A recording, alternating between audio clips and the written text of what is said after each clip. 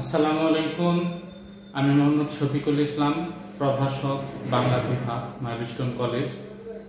আশা করি তোমরা ভালো আছো।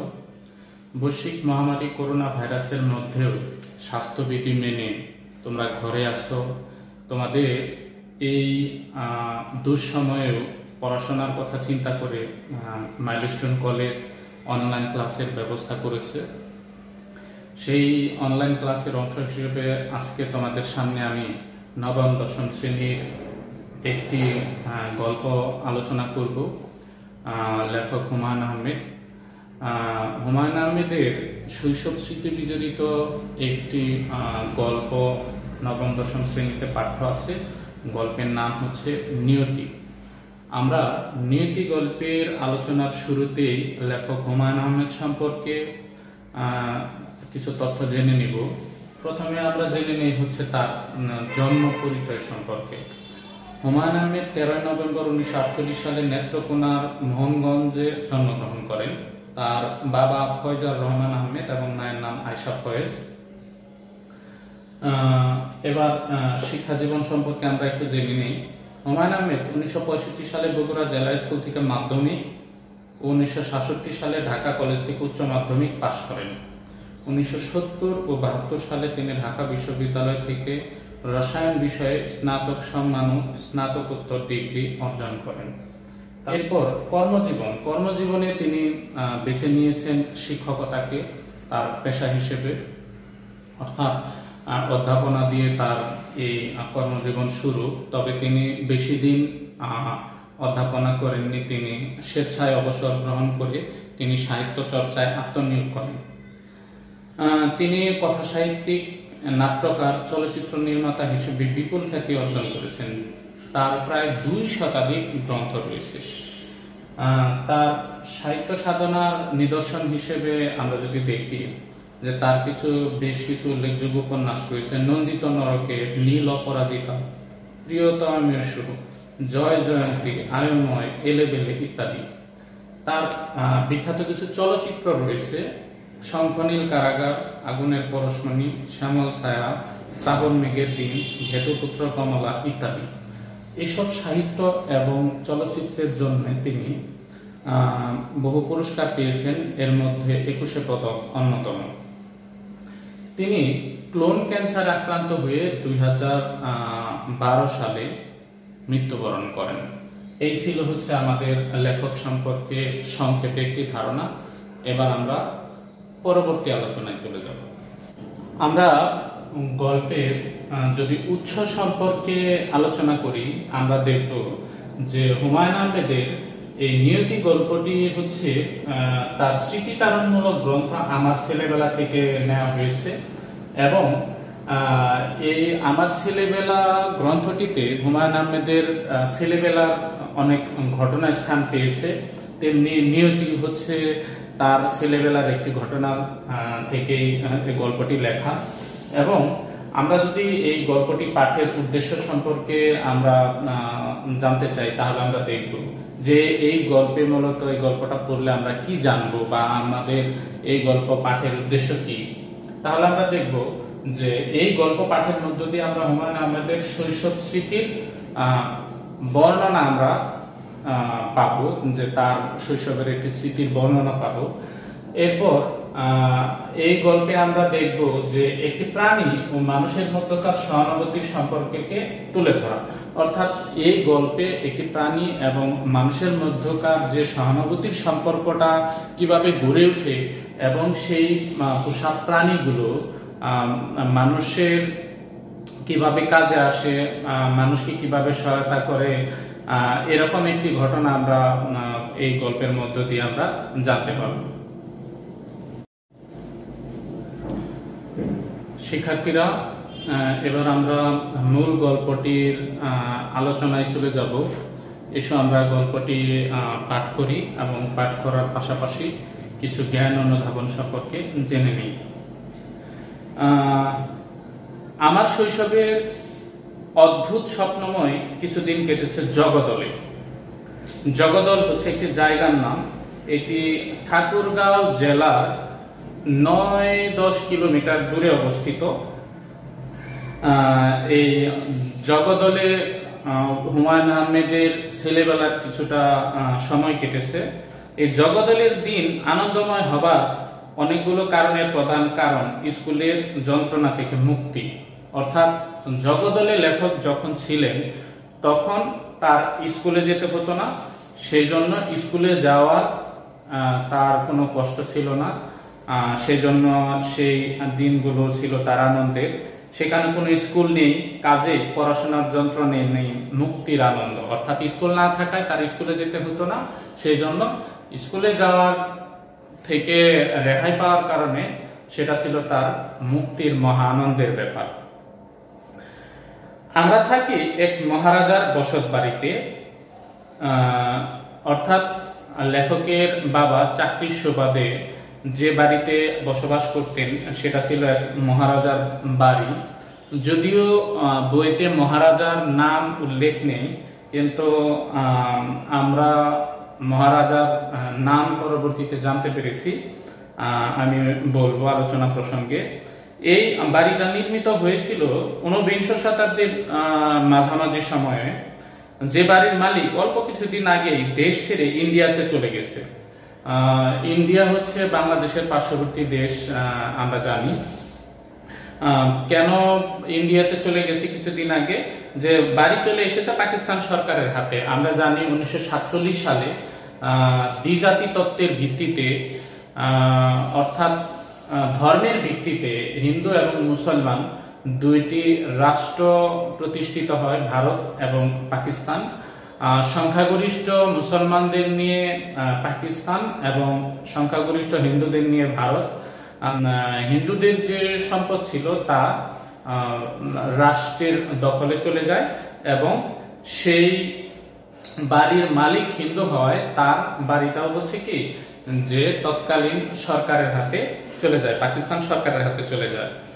মহারাজার বিশাল এবং প্রাচীন বাড়ির একতলায় আমাদের থাকার ব্যবস্থা, দোতলাটা তালাবদ্ধ। শুধু দোতলা নয়, কয়েকটা ঘর ছাড়া বাকি সবটা তালাবদ্ধ, কারণ মহারাজা জিনিসপত্র কিছুই নিয়ে যাননি, ওই সব ঘরে তার জিনিসপত্র রাখা। অর্থাৎ তাদের থাকার জন্য কয়েকটি রুম খুলে দেওয়া হয়েছিল, বাকি রুমগুলো বন্ধ, কারণ ওই সব রুমে মহারাজার জিনিসপত্রগুলো ছিল, কারণ তিনি কোনো কিছুই নিয়ে যাননি। ওই মহারাজার নাম আমার জানা নেই, অর্থাৎ লেখক যে স্মৃতিচারণ করেছেন সেই স্মৃতিচারণে তিনি নাম বলতে পারেননি। তবে আমরা জানতে পেরেছি যে এই জগদলের এই যে রাজবাড়ি, এই রাজবাড়িটির মালিক ছিল হচ্ছে জগদল বীরেন্দ্রনাথ চৌধুরী। তোমরা নামটি মনে রাখার চেষ্টা করবে। মাকে জিজ্ঞাসা করেছিলাম, তিনিও বলতে পারলেন না, অর্থাৎ লেখকের মাও এই বাড়িটা কার তিনি বলতে পারেননি। তবে তিনি যে অত্যন্ত ক্ষমতাশালী ছিলেন তার অসংখ্য প্রমাণ এই বাড়িতে ছড়ানো। অর্থাৎ লেখক যে বাড়িতে বসবাস করছেন সেই বাড়ির মালিক যে ক্ষমতাশালী ছিল তা কয়েকটি লক্ষণ দেখে বোঝা যায়। যেমন জঙ্গলের ভেতর বাড়ি, সেই বাড়িতে ইলেকট্রিসিটির ব্যবস্থা করার জন্য তার ছিল নিজস্ব জেনারেটর। অর্থাৎ ক্ষমতাশালী মনে করার একটা কারণ ছিল, জঙ্গলের মধ্যে বাড়ি হওয়া সত্ত্বেও সেই বাড়িতে ইলেকট্রিসিটির জন্য সেখানে জেনারেটর ছিল। আর কি ছিল, যে দাওয়াতের চিঠি ছেপে পাঠানোর জন্য মিনি সাইজের একটা ছাপাখানা, অর্থাৎ চিঠিপত্র, দলিল দস্তাবেজ, এরপর দাওয়াতের কার্ড ছাপানোর জন্য তার একটা মিনি ছাপাখানাও ছিল। এই জন্য তাকে অত্যন্ত ক্ষমতাশালী মনে করা হতো বা মনে করা হয়েছে। বাবাকে অসংখ্যবার বলতে শুনেছি, মহারাজার রুচি দেখে মুগ্ধ হতে হয়, আহা কত বই। অর্থাৎ যে এই যে মহারাজা ছিলেন তিনি অনেক রুচিশীল ছিলেন, এটা বোঝা যায় হচ্ছে কি দেখে, যে তার বাড়িতে অসংখ্য বই ছিল, বিচিত্র ধরনের বই। এবং আমরা জানতে পেরেছি যে বীরেন্দ্রনাথ চৌধুরী তিনি হচ্ছেন অনেক বেশ সুশিক্ষিত ছিলেন এবং বই প্রেমিক ছিলেন, তাই তিনি প্রচুর বই সংগ্রহ করেছিলেন। বিকেলগুলিও কম রোমাঞ্চকর ছিল না। অর্থাৎ এই জগদলের যে বিকেলগুলো যে লেখকের অনেক রোমাঞ্চকর ছিল, এর মধ্যে একটি কথা বলে রাখি, এই যে লেখকের যে সংগৃহীত বইগুলো, এই বইগুলো 1948 সালে তৎকালীন সুরেন্দ্রনাথ কলেজ, বর্তমান দিনাজপুর সরকারি কলেজে মোটামুটি 50,000 টাকা মূল্যবান ধরে সেখানে দেয়া হয় দিনাজপুর, বর্তমান দিনাজপুর সরকারি কলেজের লাইব্রেরিতে। আচ্ছা, বিকেলগুলিও কম রোমাঞ্চকর ছিল না। প্রতিদিনই বাবা কাঁধে গুলি ভরা বন্দুক নিয়ে বলতেন, চলো বনে বেড়াতে যাই। কাঁধে বন্দুক নেয়ার কারণ হচ্ছে প্রায় বাঘ বের হয়, অর্থাৎ তারা বন্দুক নিয়ে শিকার বের হতো, কারণ সেখানে প্রায় বাঘ বের হতো, বিশেষ করে চিতাবাঘ। চিতাবাঘ আমরা জানি যে ছোট সাইজের, গাছে উঠতে পারে, দ্রুত চলাচল করে, এরকম বাঘ। বাবার সঙ্গে সন্ধ্যা পর্যন্ত বনে ঘুরতাম, ক্লান্ত হয়ে ফিরতাম। রাতে ভাত খাওয়ার আগে চোখে ঘুম জড়িয়ে আসতো। কত বিচিত্র শব্দ আসতো বন থেকে, আনন্দে এবং আতঙ্কে শিউরে উঠতাম। অর্থাৎ বন থেকে যে বিচিত্র শব্দ আসতো, সেই শব্দে আনন্দে এবং আতঙ্কে শিউরে উঠতেন লেখক। একদিন কাঁপুনি দিয়ে আমার এলো জ্বর। বাবা মা দুজনেরই মুখ শুকিয়ে গেল, লক্ষণ ভালো নয়। অর্থাৎ একদিন হঠাৎ অনেক জ্বর এলো এবং মা বাবা খুব দুশ্চিন্তায় পড়ে গেলেন যে তার লক্ষণ ভালো নয়, নিশ্চয় ম্যালেরিয়া। সেই সময় এই অঞ্চলে ম্যালেরিয়া কুখ্যাত ছিল, অর্থাৎ সেই সময় ম্যালেরিয়া হচ্ছে খুব মহামারী একটি রোগ ছিল, যে আমরা জানি বর্তমানে একটি মহামারী সারা বিশ্বে ছড়িয়ে পড়েছে, করোনা ভাইরাস, যার ভ্যাকসিন বা যার মেডিসিন এখন আবিষ্কার হয়নি। সেই সময় ম্যালেরিয়াও এরকম একটি ভয়ঙ্কর রোগ ছিল, যে ম্যালেরিয়া হলে মানে একেবারে মৃত্যু নির্ঘাত, এমনটাই মানুষ জানতেন। যে একবার কাউকে ধরলে তার জীবনী শক্তি পুরোপুরি নিঃশেষ করে দিত। ম্যালেরিয়ার মৃত্যু ছিল নৈমিত্তিক ব্যাপার, অর্থাৎ নিয়মিতই মানুষ ম্যালেরিয়া হলে মারা যেত। আমরা প্রতিষেধক হিসেবে বায়োকেমিক ওষুধ ছাড়াও প্রতি রবিবারে প্রাস গেন করে কুইনাইন খাচ্ছি। মানে তখন চিকিৎসা পদ্ধতি খুব একটা ভালো ছিল না, আর তাই তারা এই রোগের প্রতিষেধক হিসেবে তারা বায়োকেমিক ওষুধের সাথে 5 গ্রেন করে কুইনাইন খেত। তারপরও ম্যালেরিয়া ধরবে কেন? যে এই যে জ্বর এসেছে, যে মনে করা হচ্ছে যে ম্যালেরিয়া হয়েছে, ম্যালেরিয়া জ্বর হয়েছে, তাহলে এই আমরা যেহেতু নিয়মিত ওষুধ খাই, তাহলে কেন এই জ্বর আসবে?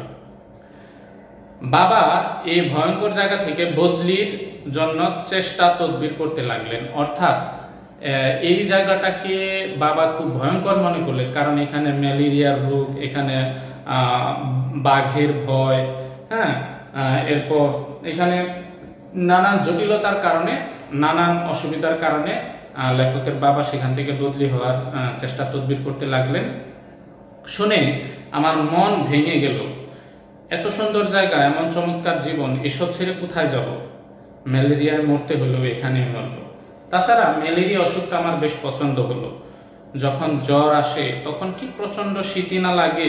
শীতের জন্য বোধ হয় শরীরে এক ধরনের আবেশ সৃষ্টি হয়, মানে তার শরীরে একটা বিশেষ বোধ তৈরি হয়।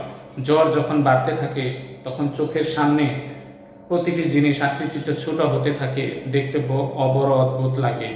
এক সময় নিজেকে বিশাল দৈত্যের মতো মনে হয়। কি আশ্চর্য অনুভূতি! অর্থাৎ যে যখন জ্বর বেড়ে যায় তখন তার চোখের সামনের জিনিসগুলো ক্ষুদ্র আকৃতির মনে হয় এবং এই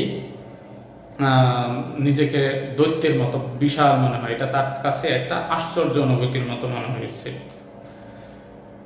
শুধু আমি একা নই, পালা করে আমরা সব ভাই বোন জ্বরে পড়তে লাগলাম।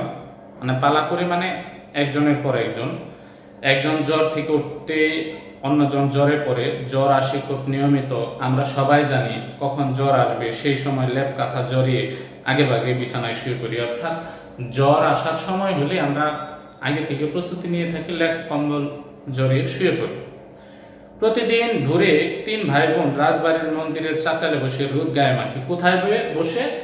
রাজবাড়ির মন্দিরের চাতালে বসে, আন্ডারলাইন করে রাখবে। এই সময় আমাদের সঙ্গ দেয় বেঙ্গল টাইগার। বেঙ্গল টাইগার হচ্ছে আমাদের কুকুরের নাম। বেঙ্গল টাইগার হচ্ছে কিসের নাম? একটি কুকুরের নাম, আন্ডারলাইন। না, আমাদের কুকুর নয়, মহারাজার কুকুর। তার নাকি অনেকগুলো কুকুর ছিল। তিনি সবটাকে নিয়ে যান, কিন্তু এই কুকুরটিকে নিতে পারেননি। সে কিছুতেই রাজবাড়ি ছেড়ে যেতে রাজি হয়নি। অর্থাৎ মহারাজার অনেকগুলো কুকুর ছিল, সব কুকুর নিয়ে গেল, এই কুকুরটাকে নিতে পারেনি। মা তাকে দুবেলা খাবার দেন, মাটিতে খাবার ঢেলে দিলে সে খায় না, থালায় করে দিতে হয়। শুধু তাই না, খাবার দেবার পর তাকে মুখে বলতে হয় খাও।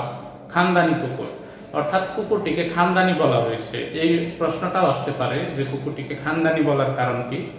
যে কারণ তার ভাবটা হচ্ছে খানদানি, তাকে মাটিতে খাবার দিলে খায় না, তাকে প্লেটে দিতে হয়, এরপর তাকে বলতে হয় খাও। আদব কায়দা খুব ভালো, তবে বয়সের ভারে সে কাবু। সারাদিন বাড়ির সামনে শুয়ে থাকে, হাই তুলে ঝিমুতে ঝিমুতে মৃত্যুর জন্য অপেক্ষা করে। এক ভোরবেলার কথা, আমার কাঁপুনি দিয়ে জ্বর আসছে, আমি কম্বল গায়ে দিয়ে মন্দিরের চাতালে বসে আছি, আমার সঙ্গে শেফু এবং ইকবাল, অর্থাৎ 3 ভাই বোন মন্দিরের চাতালে বসে রোদ পোহাচ্ছে। মা এসে আমাদের মাঝখানে শাহিনকে, আমার ছোট ভাই, বসিয়ে দিয়ে গেলেন, অর্থাৎ ছোট ভাই শাহিনকে দিয়ে গেলেন। আমাদের দায়িত্ব হচ্ছে তার দিকে নজর রাখা, সেজন্য হামাগুড়ি দিয়ে চাতাল থেকে পড়ে না যায়, অর্থাৎ তার দিকে খেয়াল রাখতে বলেছে। মা চলে যাবার পরপরই হিসিস শব্দে পেছনে ফিরে তাকালাম। যে দৃশ্য দেখলাম সে দৃশ্য দেখার জন্য মানসিক প্রস্তুতি আমার ছিল না। মন্দিরের বন্ধ দরজার ফাঁক দিয়ে প্রকাণ্ড একটা কেউটে সাপ বের হয়ে আসছে। তাহলে মন্দিরের বন্ধ দরজার ফাঁক দিয়ে কি সাপ বের হয়ে এসেছে? একটা কেউটে সাপ। কেউটে সাপ হচ্ছে কি, যে আমরা কাল সাপ বা প্রচন্ড বিষধর ফানা তোলা সাপকে বুঝি কেউটে সাপ। সে মন্দিরের বন্ধ দরজার ভেতর থেকে বের হয়ে এসেছে। মাটি ছুঁয়ে ছুঁয়ে আসে, ফনা তুলে এদিক ওদিক দেখছে, আবার মাটি ছুঁয়ে ছুঁয়ে আসছে, আবার ফনা তুলে। আমরা 3 ভাই বোন ছিটকে সরে গেলাম। শাহিন একা বসে রইল। সাপ দেখে তার আনন্দের সীমা নেই। সে চেষ্টা করছে সাপটির দিকে এগিয়ে যেতে, আর তখনই বেঙ্গল টাইগার ঝাঁপিয়ে পড়লো সাপটির উপর। ঘটনা এত দ্রুত ঘটলো যে আমরা কয়েক মুহূর্ত বুঝতেই পারলাম না কি হচ্ছে। এক সময় শুধু দেখলাম কুকুরটা সাপের ফনা কামড়ে ছিঁড়ে ফেলেছে। বেঙ্গল টাইগার ফিরে যাচ্ছে নিজের জায়গায়, যেন কিছুই হয়নি। নিজের স্বাভাবিক কর্মকাণ্ড সে শেষ করলো, অর্থাৎ বেঙ্গল টাইগার এসে ঝাঁপিয়ে পড়লো, এসে সাপটাকে কামড়ে তাকে প্রতিহত করলো। সাপ কুকুরটিকে কামড়াবার সুযোগ পেয়েছিল কিনা জানি না, সম্ভবত কামড়ায়নি, কারণ কুকুরটি বেঁচে রইল, তবে নড়াচড়া পুরোপুরি বন্ধ করে দিল। অর্থাৎ সেই মুহূর্তে বোঝা যায়নি যে সাপটি কুকুরটিকে কামড়েছিল কিনা। দ্বিতীয় দিনে তার চামড়া খসে পড়লো এবং দগদগে ঘা দেখা দিল। এ থেকে মনে হলো সাপ সম্ভবত কামড়েছে। সাপের বিষ কুকুরের ক্ষেত্রে হয়তো তেমন ভয়াবহ নয়, অর্থাৎ তেমন ভয়াবহ নয় দেখে হয়তো তাৎক্ষণিক বিষক্রিয়া কুকুরের গায়ে কাজ করেনি। আরো 2 দিন কাটলো। কুকুরটির চোখের সামনে পচে গলে যাচ্ছে, তার কাতর ধ্বনি সহ্য করা মুশকিল, গা থেকে গলিত মাংসের দুর্গন্ধ আসছে। বাবা মাকে ডেকে বললেন, আমি এর কষ্ট সহ্য করতে পারছি না, তুমি বন্দুক বের করে আমাকে দাও। বাবা আমাদের চোখের সামনে পরপর 2টি গুলি করে চোখের কুকুরটিকে মারলেন। আমি স্পষ্ট দেখতে পেলাম বাবা দুঃখ বেদনায় কুকড়ে উঠছেন, তবু শান্ত গলায় বললেন, যে আমার ছেলের জীবন রক্ষা করেছে তাকে আমি গুলি করে মারলাম, একে বলে নিয়তি। অর্থাৎ যে কুকুরটা তার ছেলের জীবনকে রক্ষা করেছে সেই কুকুরটিকে তিনি বন্দুক দিয়ে গুলি করে মারলেন। এটা হচ্ছে এই কুকুরের নিয়তি, অর্থাৎ তার ভাগ্য, অর্থাৎ তার উপকার করলেন, তার প্রতিদানে তাকে গুলি করে মারা হল। কিন্তু আমার কাছে বাবাকে পৃথিবীর নিষ্ঠুরতম মানুষদের একজন বলে মনে হলো। নিজেকে কিছুতেই বোঝাতে পারছিলাম না এমন একটি কাজ তিনি কি করে করতে পারলেন। রাগে দুঃখে অভিমানে রাতে ভাত না খেয়ে শুয়ে পড়েছি। বাবা আমাকে ডেকে নিয়ে বারান্দায় বসালেন। 2 জন চুপচাপ বসে আছি, চারদিকে ঘন অন্ধকার। তক্ষক ডাকছে। তক্ষক হচ্ছে বিষধর সাপ। বাড়ির চারপাশে আমের বনে হাওয়া লেগে বিচিত্র শব্দ উঠছে। বাবা কিছুই বললেন না, হয়তো অনেক কিছুই মনে ছিল, মনের ভাব প্রকাশ করতে পারলেন না। একসময় বললেন, যাও ঘুমিয়ে পড়ো। আমি সেদিন বুঝতে পারিনি বাবা কেন কুকুরটিকে এভাবে মেরে ফেলেছেন। কুকুরটি আমার মনে গভীর ছাপ ফেলেছিল। অর্থাৎ এই যে কুকুরটি তার ছোট ভাইকে বাঁচিয়েছে, সেই ছোট ভাইকে বাঁচানোর সেই কুকুরটিকে তার বাবা গুলি করে হত্যা করলো। এই দৃশ্যটি তার মনে বেশ দাগ ফেলেছে। প্রিয় শিক্ষার্থীরা, এসো এবার আমরা একটু বই থেকে অনুশীলনীটা একটু অনুশীলন করি। প্রথমে আছে কর্ম অনুশীলন 1। গৃহপালিত পশু পাখি আমাদের যেসব উপকারে আসে তা লেখো। আমরা জানি গৃহপালিত পশু পাখি আমাদের কি কাজে আসে, আমরা নিজেরাই লিখতে পারবো আশা করি। গল্পে উল্লেখিত কুকুরটির মতো কোনো কুকুরের কর্মকাণ্ড তোমার জানা থাকলে তার বর্ণনা করে লিখে শিক্ষককে দেখাও। যদি তোমাদের জানা থাকে অবশ্যই তোমরা লিখে দেখাবে। এবার আসি বহু নির্বাচনী প্রশ্নে। প্রথমে আছে 3 ভাই বোন কোথায় বসে গায়ে রোদ মাখে। আমরা জানি যে 3 ভাই বোন হচ্ছে মন্দিরের চাতালে বসে তারা রোদ পোহাতো। 2 বেঙ্গল টাইগারকে খানদানি বলা হয়েছিল কেন? যে বেঙ্গল টাইগারের আদব কায়দার জন্য তাকে খানদানি বলা হয়েছিল, কারণ হচ্ছে তাকে মাটিতে দিলে খায় না, তাকে হচ্ছে প্লেটে দিতে হয়, এরপর তাকে বলতে হয় খাও। সেজন্য হচ্ছে তার এই খানদানি স্বভাবের জন্য, তার আদব কায়দার জন্য তাকে খানদানি বলা হয়েছিল। উদ্দীপকটি পড়ো এবং 3 সংখ্যক প্রশ্নের উত্তর দাও। কামালের প্রিয় কবুতর রাজা ফিরে এলে সে আনন্দে টগবগ করতে থাকে। রাজার জন্য নূপুর কিনে আনবে, সুন্দর বাসা তৈরি করবে, এ কথা ভাবতে ভাবতে সে রাতে ঘুমিয়ে যায়। চিৎকার চেঁচামেতে ঘুম ভাঙলে দৌড়ে গিয়ে দেখে উঠোনে ছুপ ছুপ রক্ত আর পালক। তার রাজা কোথাও নেই, বিষণ্ণ দৃষ্টিতে তাকিয়ে থাকে সেদিকে। উদ্দীপকের রাজা নিয়তি গল্পের যে চরিত্রের প্রতিনিধিত্ব করে তা হলো বেঙ্গল টাইগার, অর্থাৎ বেঙ্গল টাইগারের ভাগ্যেও একই দুরবস্থা এসেছিল।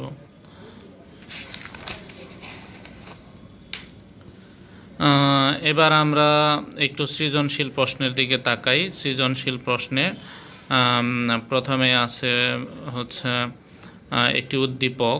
আমরা উদ্দীপকটি একটু পড়ি।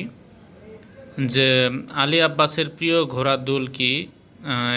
এর নাম ডাক বহুদূর পর্যন্ত বিস্তৃত, তাই একে নিজের সম্পদে পরিণত করার আগ্রহ অনেকেরই। আব্বাস একদা দুলকিকে নিয়ে শিকারে যায় গভীর বনে। এই সুযোগে দস্যুরা তাকে চারদিক দিয়ে ঘিরে ফেলে। মৃত্যু নিশ্চিত জেনে সে দৌড়ে আসে দুলকির কাছে। মনিবের জীবন বাঁচাতে দুলকি তাকে নিয়ে জীবনপণ দৌড় শুরু করে।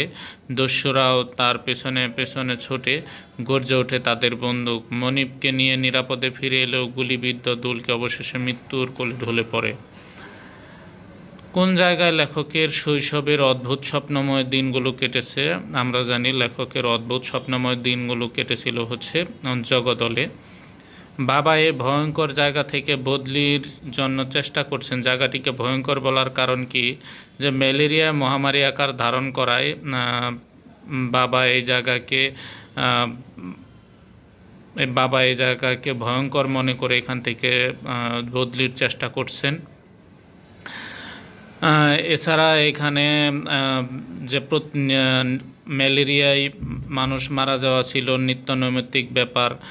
তারা বায়োকেমিক ওষুধের সাথে কুইনাইন সেবন করা সত্ত্বেও তাদের এই জ্বর হচ্ছিল, সেজন্য ভয়ে তার বাবা এই ম্যালেরিয়ার মহামারী থেকে বাঁচার জন্য চেষ্টা তদবির করতেছিল।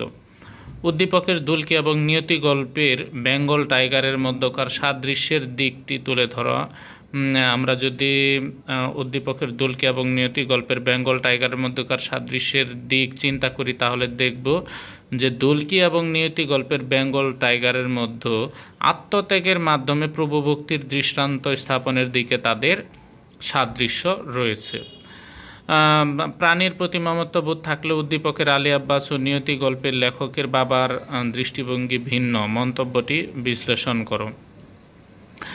যে প্রাণীর প্রতি মমত্ববোধ থাকা সত্ত্বেও উদ্দীপকের আলী আব্বাস এবং নিয়তি গল্পের লেখকের বাবার দৃষ্টিভঙ্গি ভিন্নতা এসেছে প্রেক্ষাপট ভিন্ন হওয়ায়। প্রেক্ষাপট এক জায়গায় হচ্ছে মনিবের প্রাণ রক্ষা, অন্যদিকে হচ্ছে যে সন্তানের প্রাণ বাঁচিয়েছে তাকে কষ্ট থেকে মুক্তি দেওয়া। আশা করি তোমরা এই উদ্দীপকটি বুঝতে পেরেছ এবং এই প্রশ্নের যে বিশ্লেষণ, সেই বিশ্লেষণ থেকে এখন নিজেরা প্রশ্নের উত্তর তৈরি করতে পারবে।